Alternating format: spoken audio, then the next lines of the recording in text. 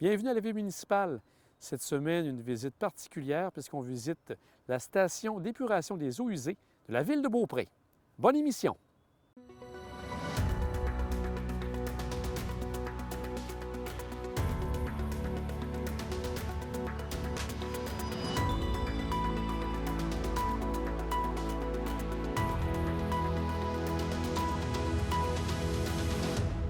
Alors, Willy, on est à la station d'épuration des eaux usées de la ville de Beaupré.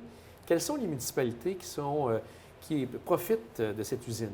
Alors, cette usine a été construite pour desservir la municipalité de Sainte-Anne-de-Beaupré, Saint-Ferréol-les-Neiges et de Saint-Joachim. Et elle a été construite à quelle année? Ça a été construit en 1997 et à la fin de 1997, la mise en service C'est effectué. s'est effectuée, c'est bien ça. Et par la suite, parce qu'on est maintenant en 2022, est-ce qu'il y a eu des améliorations qui se sont faites ou on demeure avec l'usine de base qui a été construite? Bon, actuellement, c'est encore l'usine à son état original depuis la construction. Évidemment, il y a des équipements qui vieillissent en ce moment et puis le gros projet qui s'en vient, qui est en cours de réalisation actuellement, c'est le remplacement du système de traitement ultraviolet. Et ça viendrait pour 2022 ou c'est un petit peu plus tard dans l'année? Ce sera, le chantier commencera cette année, puis elle se terminera en février ou mars 2023. Voilà. D'accord. Oui. Vous parliez que c'est un procédé assez particulier ici. Quel type de procédé que vous utilisez au niveau du traitement des eaux usées ici à Beaupré? Bon, alors le procédé utilisé à Beaupré, c'est le procédé physico-chimique. Donc, un procédé physico-chimique, c'est un procédé c'est un procédé par décantation. Et ça, c'est assez unique. Je pense que vous disiez, il n'y en a pas beaucoup au Québec. Bon, dans toute la province de Québec, il y a autour de 820 installations de traitement des eaux usées. Bon. Le procédé physico-chimique, dans toute la province, il y en a 12 sur les 820 installations de traitement. Donc, ces 12 stations qui représentent environ 1,4 des procédés physico-chimiques existants dans la province, traitent 54 des eaux usées de toute la province de Québec. Qu'est-ce qui explique ça? Parce qu'il n'y en a pas beaucoup. C'est que vous en avez une super grosse à un endroit? La plus grosse, en fait, c'est la ville de Montréal. Ah. Oui, elle traite toutes les eaux usées de l'île de Montréal au complet. Alors, c'est plusieurs millions de mètres cubes par jour qui est traité par cette usine-là. Et seulement cette usine-là traite 42 de toutes les eaux usées de toute la province. Donc, ça explique le gros pourcentage, malgré une quantité minime du procédé. Exactement. On va prendre le temps parce qu'on est devant le panneau qui explique très bien comment ça fonctionne. Alors, Willy, il y a comme deux sections. On a la partie du traitement des eaux et le traitement des boues. Je vais vous laisser aller voir un peu, nous expliquer comment ça fonctionne. Alors, si on regarde la chaîne liquide en premier, on a les eaux usées qui arrivent des 4 municipalités, comme mentionné plus tôt. Alors, les eaux arrivent dans un puits à l'entrée de l'usine ici. Ensuite, ces eaux-là sont pompées vers un canal au deuxième étage de l'usine où la première partie du traitement est le dégrillage. Au dégrillage, nous allons enlever toutes les particules qui sont plus gros que 1 cm de diamètre, qui sont retenues au dégrillage. Bon, après le dégrillage, on passe dans le procédé de dessablage. Dans cette section... On réduit les particules en fait, on enlève le sable. Le dessablage, c'est vraiment uniquement pour enlever le sable. Et puis, évidemment, il y a des tubes de cigarettes qui sont ramassés à cet endroit-là. C'est un procédé par centrifuge, donc tout ce qui a une densité élevée sont retenus à cet endroit-là, comme le sable. Bon. Après le dessablage, on passe dans un canal où le débit de l'eau est mesuré, la quantité d'eau traitée. Bon, ensuite, on tombe dans une chambre de mélange où l'alun du sulfate d'aluminium est mélangé avec les eaux usées dans le bassin de mélange. Et puis, ensuite, ces eaux-là s'en vont dans le décanteur. Vous parlez du halin avec le produit. Qu'est-ce qui explique l'utilisation du halin à ce L'utilisation moment-là? de l'halin, c'est que l'halin va participer à la formation de flocs. C'est-à-dire qu'on réunit des particules de suspension dans l'eau, on les rattacher ensemble pour faire des flocs plus gros. Une matière solide à ce moment-là ou qui s'approche du solide? C'est ça, oui. Donc, ils vont agglomérer tout ça, les particules, pour que, par gravité, ça décante plus facilement. Je comprends. Voilà.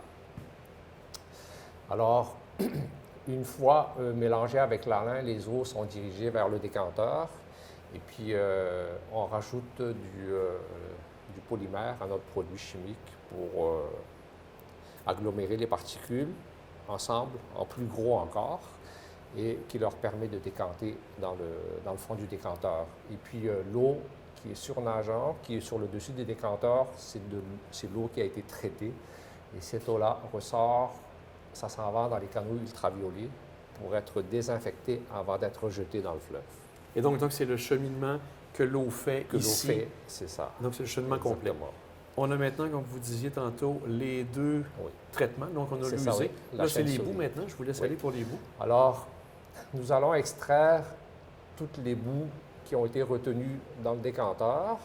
Donc, ces boues-là sont pompées vers un autre équipement qui s'appelle un épaississeur. Donc, ces boues-là sont épaissies dans l'épaississeur. On enlève un petit peu plus d'eau, donc les boues un petit peu plus concentrées. Et ces boues-là sont ensuite stockées dans des bassins de stockage. Et à partir du bassin de stockage, ces boues-là sont déshydratées dans un pressoir rotatif, un autre équipement, qui va enlever le plus d'eau possible de ces boues-là pour avoir une boue solide et pelletable. Et ces boues-là sont ensuite envoyées en valorisation agricole. Ah, donc, aux valorisations agricoles, donc, Voilà. il n'y a rien qui est rejeté, soit sur un site d'enfouissement ou non. C'est vraiment pour Oui. l'utilisation agricole. C'est ça, oui, exactement. Est-ce que vous savez, c'est sur le territoire de la Côte-de-Beaupré ou ça va un peu partout au Québec? Non, ça va dans un rayon de maximum de 100 km de Beaupré. Puis la plupart du temps, ça va vers Port-Neuf ou sur la Rive-Sud, où il y a le plus d'endroits susceptibles de recevoir ce type de boue-là. On a maintenant une vue aérienne de la station. Pouvez-vous nous permettre de décrire justement les éléments qu'on retrouve à cette station? Bon, alors, la station d'épuration, elle est composée des bâtiments. Ensuite, il y a les bassins extérieurs, qui sont les décanteurs que l'on voit sur la photo. Bon, alors les eaux arrivent ici, s'allongent le côté est de l'usine et ça rentre dans un puits qui est sous la porte de garage qui est là, du côté est. Ensuite, les eaux sont pompées au deuxième étage ici et le traitement commence ici. Nous sommes ici dans la zone où il y a les grilleurs et les dessableurs. Après cette partie-là, les eaux sortent. Bon, ils se dirigent vers les puits de mélange qui sont dans cette zone-là. Et à partir des puits de mélange, les eaux s'en vont par vase communicant vers les deux décanteurs. Donc, ils rentrent sous les décanteurs. Et donc, les deux décanteurs ont la même quantité d'eau. Ils reçoivent exactement la même quantité d'eau. Quand il y a une pluie, il arrive une pluie soudaine, est-ce que ça vient changer un peu l'équilibre? S'il arrive une grande crue, par exemple, durant l'été, une grosse averse, est-ce que ça vient changer ou il y a des éléments qui permettent justement de stabiliser le tout? Bon, les eaux usées qui arrivent en temps sec, bon, ils ont une certaine charge en matière, en suspension. Évidemment, quand il pleut ou lors de périodes de fonte des neiges, le débit de l'usine, elle augmente. Bon, il y a un petit peu, il y a des infiltrations sur les réseaux d'égouts. Un réseau d'égout n'est jamais étanche. Donc, ces eaux-là sont plus diluées. Je comprends. Et est-ce que les eaux pluviales, parce que on a deux canaux, donc le canal d'égout, le canal des eaux pluviales, est-ce que ces eaux pluviales viennent ici à l'usine ou sont diversées directement au fleuve? Non, les eaux pluviales ne viennent pas à l'usine normalement. C'est un réseau séparé. Les eaux pluviales sont directement dirigées vers les milieux récepteurs comme les ruisseaux ou les rivières ou les lacs dans certains cas. Est-ce que ça arrive parfois que malheureusement, les eaux n'ont pas l'occasion d'être traitées et sont rejetées directement au fleuve? Est-ce que ça arrive de temps en temps? Ce phénomène-là arrive quand il y a une panne d'électricité. Ah oui? Oui. Quand Hydro-Québec coupe l'électricité pour telle ou telle raison ou des pannes, suite aux pannes, évidemment, l'usine n'est pas alimentée, donc à ce moment-là, les eaux sont directement rejetées au fleuve. Et donc, quand généralement tout fonctionne bien, Oui. pas de panne, rien, Il n'y a pas de il y a panne. toujours un traitement qui est Les fait eaux sont aux toujours eaux. traitées, oui. Je comprends. Bien, à ce moment-là, Willy, si vous nous permettez de nous faire le tour des propriétaires, on va pouvoir voir les différentes pièces, à quoi servent les machines, les moteurs et tout ça, pour D'accord. voir les différentes étapes dans l'usine. Nous allons voir ça. Alors, la première étape du traitement, c'est le dégrillage. Et à cet endroit-ci, on va retenir tout ce qui est plus gros que 1 cm. Et ça peut ressembler à quoi? Donc, on a le papier, les éléments comme Les ça. papiers, les torchons, toutes ces choses-là sont retenues ici. Tantôt, vous parliez des tops de cigarettes. Est-ce que c'est ici que Non, ça part? c'est un peu plus loin? C'est les dessableurs qui les arrêtent parce qu'eux, ils réussissent à passer au travers des grilles. Et les grilles, comme vous dites, on les voit, c'est Bon, en fait, c'est la largeur qu'on voit ici, là. les grilles sont dans le canal ici, que l'on voit pas très bien, mais ce sont des barres de métal verticaux qui sont espacées de 1 cm. Et alors, les eaux qui traversent cette grille-là, tous les déchets qui sont plus gros que 1 cm sont retenus à cet endroit. Je comprends. C'est ça. Alors, je vais vous montrer le fonctionnement, un petit peu de l'équipement. On a une fourchette ici qui descend. Ah.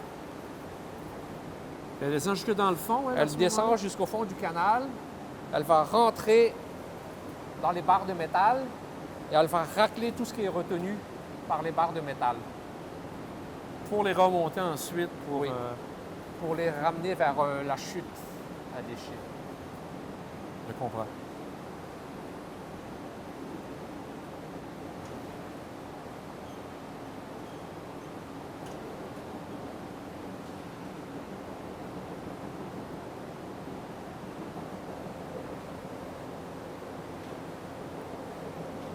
Alors, on voit. Vous voyez tout ce qui est retenu par les grilles. Et ça revient dans l'entonnoir par la suite. Ensuite, ça s'en va. Ils vont être repoussés vers la chute. Et ces grilles-là tombent dans un conteneur qui est à l'étage plus bas. Voilà. On poursuit. On regarde, ici, on a l'eau qui entre. En fait, on a l'eau qui rentre dans le dessableur.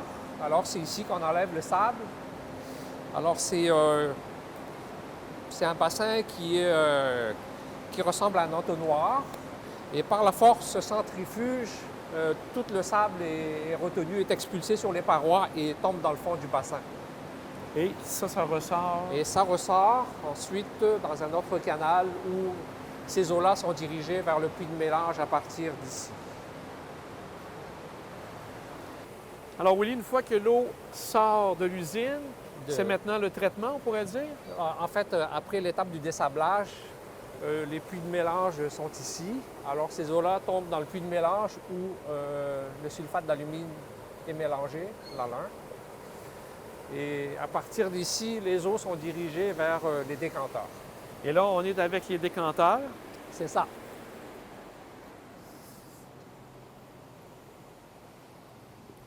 Et rendu ici, l'eau, sans dire qu'elle sera potable, mais l'eau est maintenant L'eau est épurée. maintenant traitée. L'eau est traitée. Entre 80 et 90 de la matière en suspension est enlevée, rendue à cette étape-ci. Ah. Et c'est ce qu'on voit ici. C'est ce qu'on voit ici. L'eau qui sort d'ici va se diriger ensuite vers les réacteurs UV, ultraviolets, pour être désinfectée avant d'être rejetée vers le fleuve. Une fois que l'eau est traitée, envoyée au fleuve, on va maintenant parler des boues. Oui.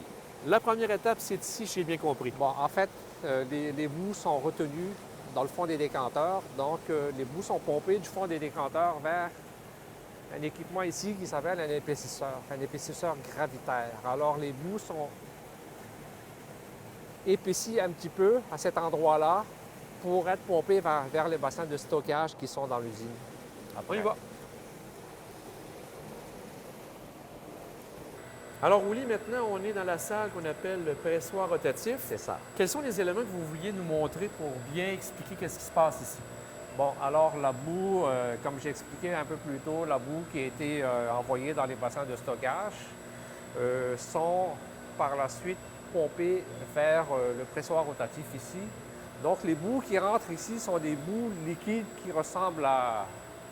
qui est exactement ça. Ce sont les boues qui ont été retenues dans le décanteur. Bon. Alors, ces boues-là passent par un flocculateur ici où il y a du polymère qui est mélangé pour séparer le solide avec l'eau. Et par la suite, ces boues-là sont envoyées vers cet équipement-là, qui est le pressoir rotatif. Alors, la boue liquide, elle va rentrer dans le pressoir. L'eau est enlevée dans le pressoir rotatif pour ressortir une boue solide comme celui-là. Alors, cette boue-là, elle est plus facilement transportable que liquide. Et cette boue-là, tombe dans les conteneurs qui sont sous nos pieds ici et s'en vont en valorisation Avec les agricole. bennes à ce moment-là Oui. qui partent avec. C'est ça. Les bennes partent avec et ils sont distribués dans les champs. Excellent. Alors, Willy, pour les boues, c'est la dernière étape. C'est la dernière étape. Alors, les boues déshydratées du pressoir rotatif sont recueillies dans ces conteneurs. Et puis, ces conteneurs-là s'en vont en valorisation agricole. On en sort à peu près 6 conteneurs comme ça par mois. Par mois? En moyenne. Ah. Une vingtaine de tonnes. Pour permettre justement de bien uniformiser, pour que ce ne soit pas partout, juste un endroit où tombent les résidus. Ça, oui. Il y a un convoyeur à ce moment-là? C'est un système de convoyeur qui va distribuer les boues de façon égale tout le long du conteneur. Ou sinon, ça ferait un gros tas au milieu. Il est un si peu on plus n'avait pas ce difficile, je système-là, comprends. c'est ça, oui.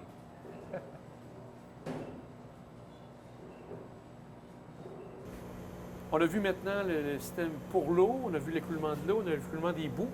On regarde maintenant la partie derrière, on pourrait dire, donc avec la partie électronique pour faire fonctionner tout ça. Donc, allez-y, Wally. Pour, alors, qu'est-ce qui fait fonctionner tout l'ensemble de l'usine? Bien, évidemment, tout est informatisé, tout est automatisé. Donc, on a ici le cerveau de l'usine qui est ici. Alors, c'est tout contrôlé par des automates programmables.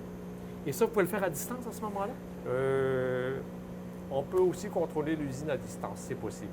Donc, vous êtes à votre domicile, il arrive une problématique en pleine nuit, par exemple? En pleine nuit, oui. À partir d'un ordinateur portable ou même d'un téléphone intelligent, on peut prendre le contrôle de l'usine.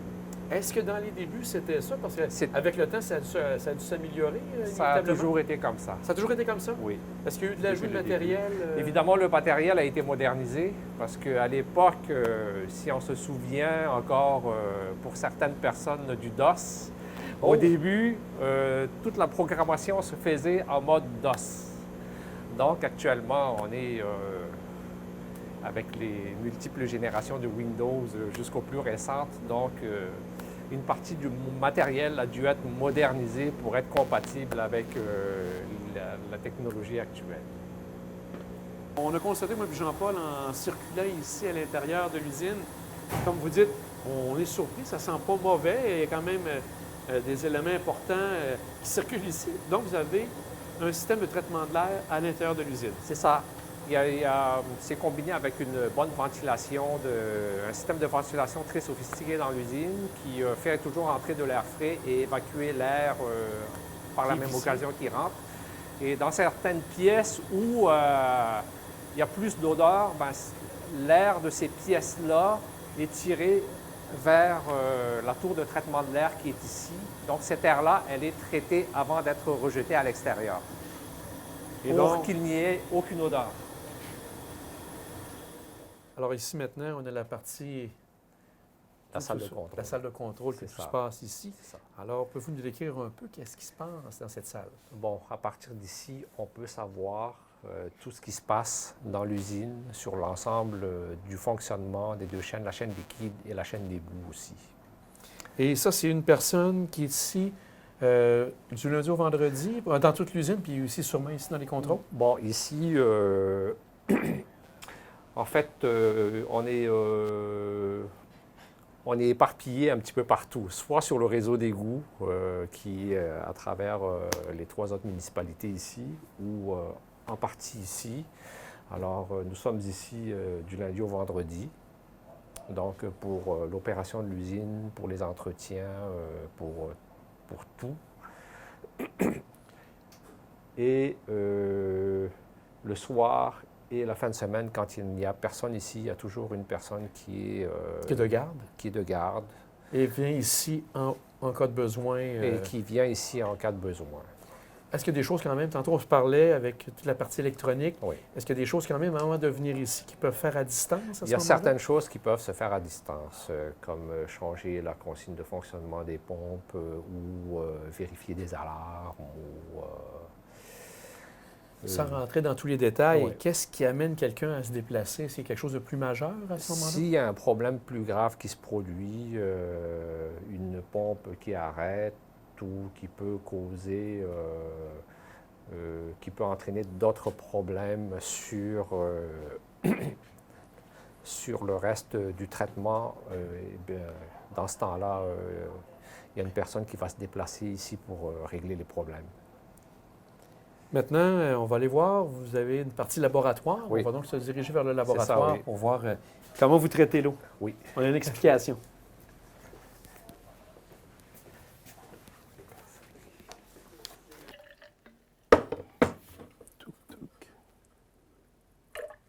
Maintenant, Dylan, toi, tu es en train de préparer l'analyse en tant que telle de l'eau qui sort à ce moment-là? Parce que là, dans le fond, comme Willy l'expliquait tantôt, on fait des analyses sur l'affluent, l'eau qui rentre, et l'effluent, l'eau qui retourne après au fleuve. Et avec les analyses qu'on fait, dans le fond, on a comme une idée de l'eau, la teneur, par exemple, de matière en suspension. Donc, ça nous dit à peu près la qualité de l'eau. Et c'est ça qui nous permet aussi d'ajuster, nous, nos dosages chimiques. Parce que plus l'eau va être concentrée, il va peut-être falloir augmenter les dosages de produits chimiques.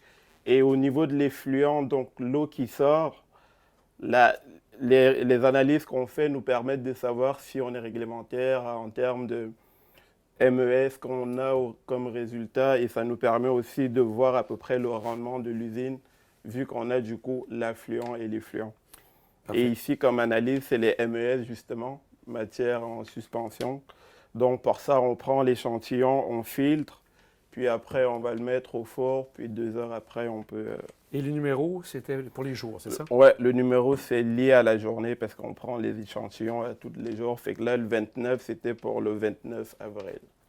Et par la suite, quelle opération tu dois faire pour, une fois que tu as recueilli l'eau comme ça? Une fois que j'ai recueilli l'eau, là, je vais en prélever 200 millilitres que je vais filtrer. Le filtre, on le voit ici. Puis ce filtre-là, au préalable, je l'ai pesé à vide, donc avec rien dessus. Fait qu'une fois que moi, je vais faire ma filtration, je vais remettre le filtre au four, laisser sécher pendant 2 heures. Puis je vais le repeser, j'aurai une nouvelle masse. Puis avec la différence, je pourrai savoir ce que j'ai comme MES pour le 200 ml de prélevé. Puis avec un calcul, j'aurai ma teneur en MES en milligrammes par litre. On va te laisser procéder. OK.